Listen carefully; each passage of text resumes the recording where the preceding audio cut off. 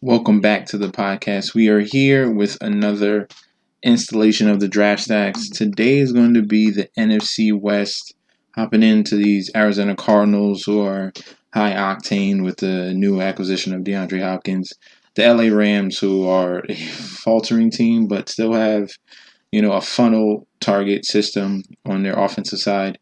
The San Francisco 49ers coming off that devastating Super Bowl loss.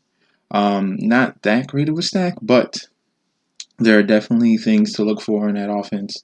And then the Seattle Seahawks, who, if they just unleash Russell Wilson, can be an absolute monster on offense. So we're going to hop into there for NFC West. We still have a few days left. Drafts are happening all the way until Wednesday because Thursday is going to be the kickoff of the NFL season with Houston going against KC. And then we're going to be on our way. So Arizona, if I can find them right here, that's going to be our first stack. Obviously, Kyler Murray is going to be one of the favorites in quarterback. He's going in that 5th, 6th round. A lot of people are just jumping on this offense, which rightly so. 19 points a game. Kyler Murray was definitely very active at the quarterback position. Didn't get what you expected because you could have got more in the yards department. You're looking for 4,000 yards. That would be a huge plateau for him this season. You're looking for more TDs as well at 20. But he did provide rushing upside with over 544 yards rushing and 4 TDs. This is why he's so hyped. Is where you're going. And you see more potential in touchdowns. That's why they acquired DeAndre Hopkins. They are trying to take advantage of these opportunities that they have in the red zone. And having a big body wide receiver and a great catch and traffic wide receiver like DeAndre Hopkins is going to help this offense in the red zone because they were very bad in the red zone. That's why they kicked so many field goals. So if you had Zane Gonzalez last year, he's probably going to be another good option this year because the amount of offensive plays that they run is going to only benefit the offense and the kicker as well. Kyler Murray going in that 5th, 6th round. Definitely a great selection.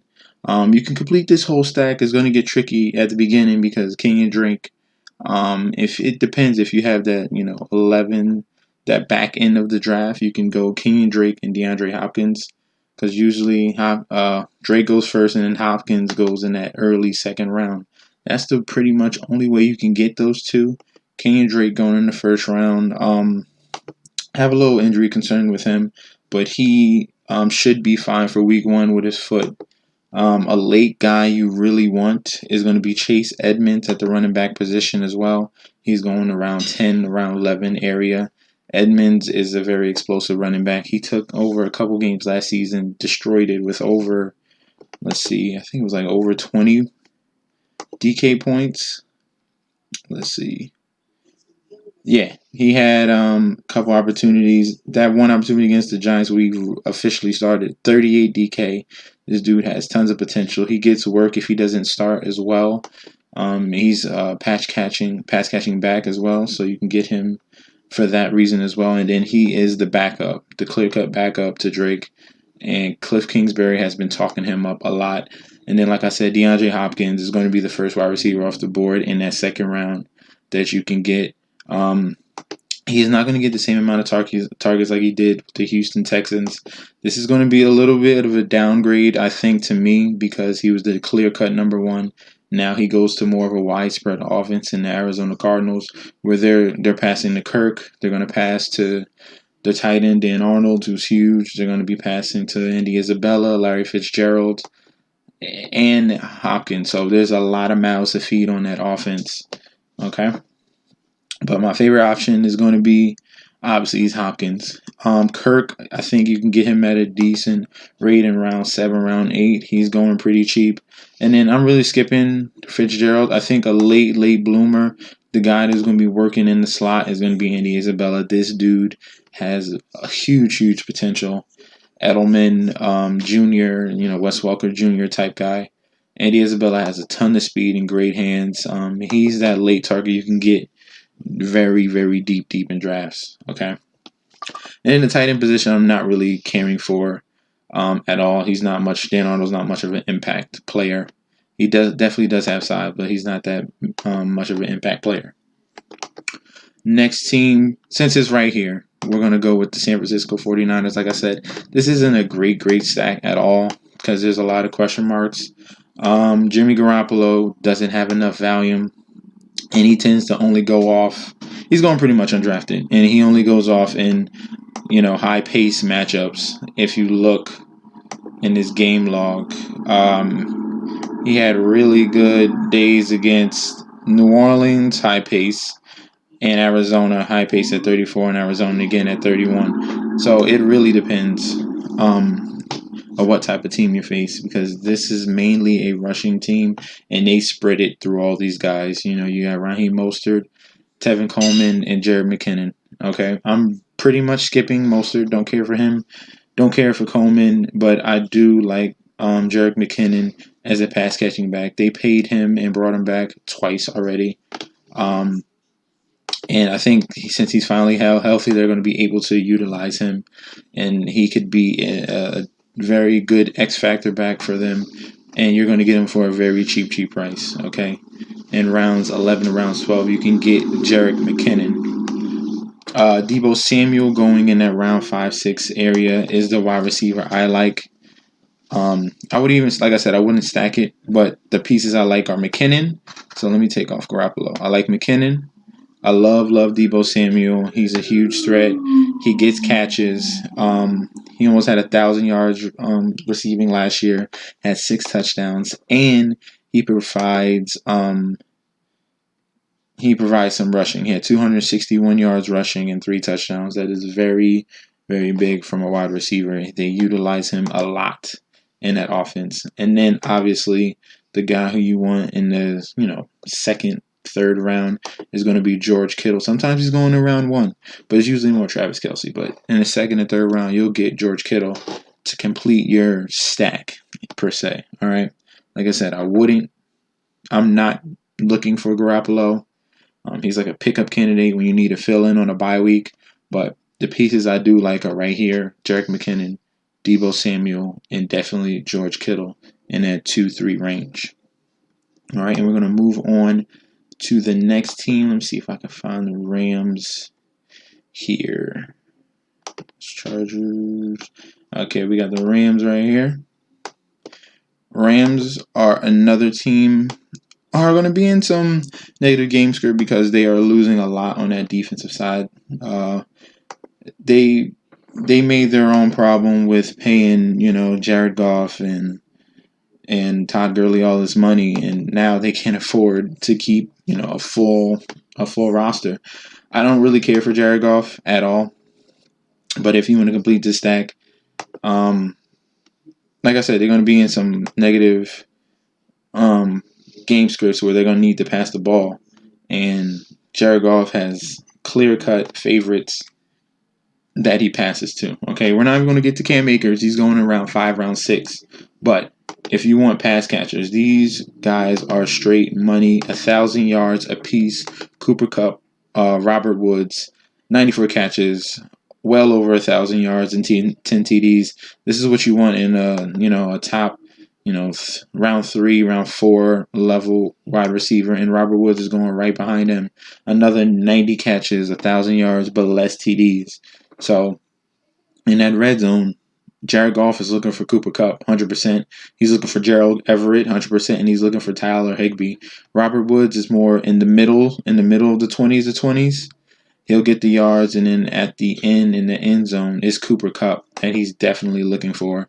But both of these guys are huge target monsters with, double-digit targets in each and every game for both of them.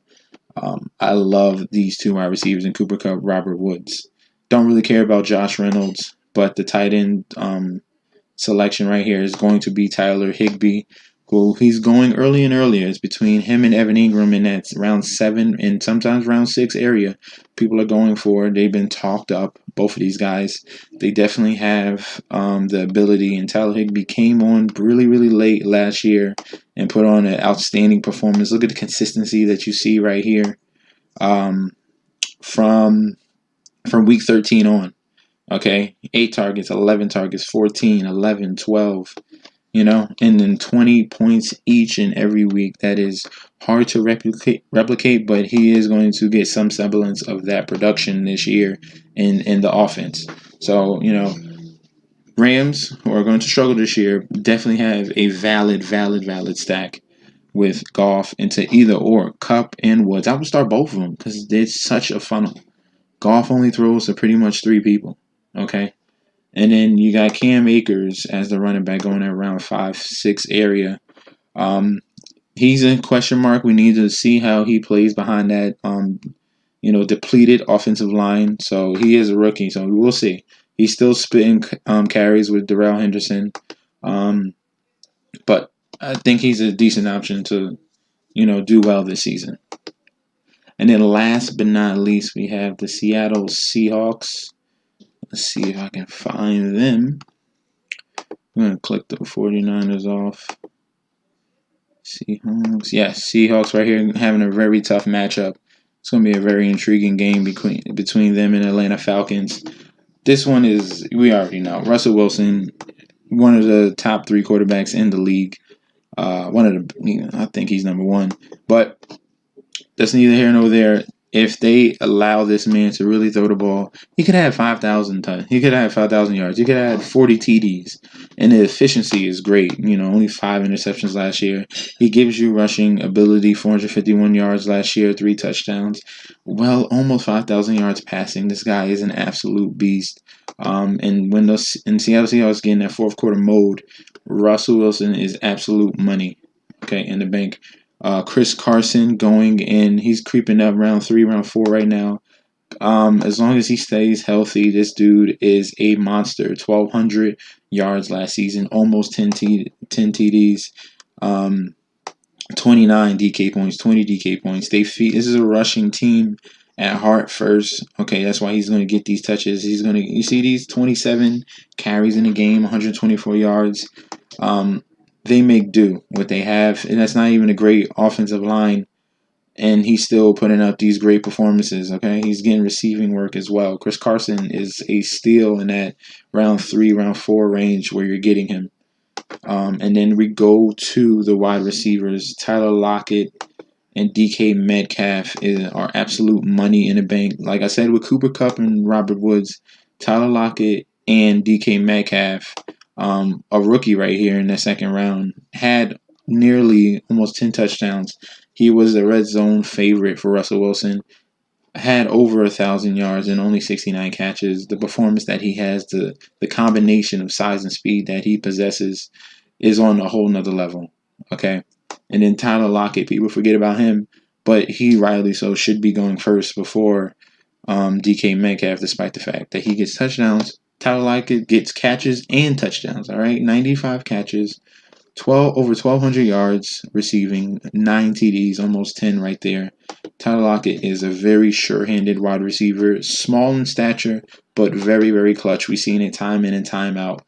And then the tight end area is going to be Greg Olsen, who is a consummate professional. Left the Carolina Panthers, came over to the Seattle Seahawks, and with another elite quarterback right there. He's sure-handed and consistent. Greg Olsen, I call him combined stats because I missed a couple years ago where, this dude was an absolute monster. I had him every single season, and he came through for me on many occasions. So he's not going to, he'll break a couple slates here and there, but he's not going to, do it every single week. But Greg Olsen is definitely a viable option really, really late. You can get him in the last pick in the draft, okay? And that is the breakdown for the NFC West. There's a lot of great stacks in here. My favorites are going to be the Seattle Seahawks and the Arizona Cardinals, clearly.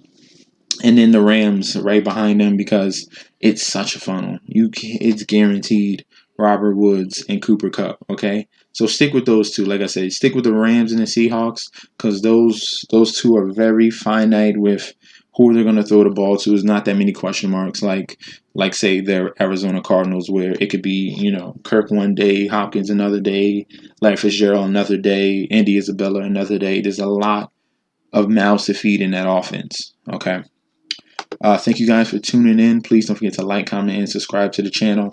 Also, follow me on Twitter and Instagram at MessageJustD. I'll be back tomorrow with another video.